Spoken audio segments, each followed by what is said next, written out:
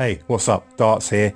Today, Google celebrates the 66th anniversary of the first modern music studio, which uses electronic synthesizers, or used electronic synthesizers, turning binary into waveform to create music. That's what a synthesizer is. But it's interesting that they choose 66 years as their celebration point. So obviously, to many awake people, you already know that 66 represents Jewel 33 in Freemasonry. Okay, now I've had some Christians come to me on the channel saying that, and I've had people say, oh, Christians say this to me for many years actually, that 33 represents the 33% of fallen angels in the Bible. But to the Masons, they see 33 as a representation of the 33 vertebrae of the human spine, and serpent energy rising up the 33 vertebrae to the pineal gland, where they believe illumination is achieved. Okay, here's the 33 vertebrae of the human spine, here's the kundalini, or the serpent energy rising. So you got your serpent energies, dual serpents, representing duality of, you got the dark serpent and the light serpent. Okay, negative and positive energy rising up the human spine, which is the pole there, and then the point staff, the round part, is the pineal gland, and then the wings represent illumination.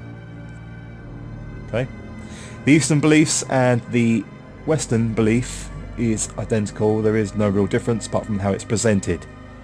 In the West, they use the pine cone because it looks most similar to the pineal gland. And in the East, they use the lotus flower because it represents the same sort of shape, and it opens up, signifying the illumination of the mind's eye when it's opened.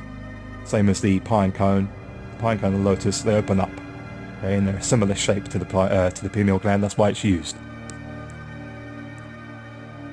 Maybe it's presented in a different way, but it's actually the same thing. They both believe in raising serpent energy, negative and positive serpent energy, up the 33 vertebrae of the human spine to the pineal gland, where illumination is believed to be achieved. And they contact spiritual entities, basically, once they've done this, which give them enlightenment and all kinds of stuff, which they believe in. Okay? So here you have the popularized Baphomet created by a Mason, this image. And you have the as so above, so below, right? And you see the serpent energy, or serpent kundalini with the serpent rising up the staff there, which represents the spine. You see the kundalini inside the belly of the beast, which represents anybody who's not within the bloodlines, or within the Masons, or whoever, as being basically trapped inside the belly of the beast. Okay? They don't want you doing what they're doing. They use what they're doing to control the world. Fluoridation of your water, for example, shuts down the pineal gland. The as so above, so below, significant to the binary, which is used in the synthesizers, which creates your waveform. Okay. Also represents their belief in there should be everything from one end of the spectrum to the other. So you can't have a human, a complex structure existing, and everything in between, if you don't have a snail and a slug existing.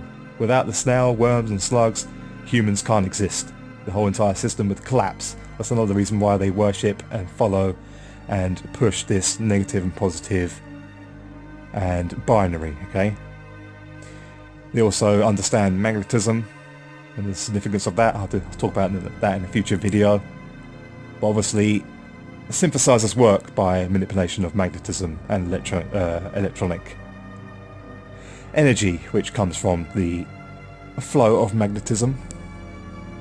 You get your binary checkered floor representation of the binary again, which often Masons use.